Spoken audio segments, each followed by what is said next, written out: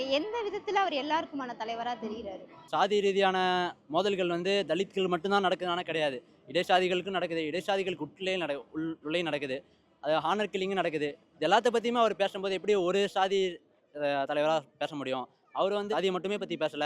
மத்த மதங்கள் சார்ந்து அத பத்தியும் பேசாரு. பிளஸ் ஃபெமினிசம் இந்த மாரி மற்ற கருத்துக்களும் வைடர் ரேஞ்சா பேசாரு. அவர எப்படி ஒரு சாதி தலைவரா பார்க்க முடியுன்றது ஒரு கேள்விதான்.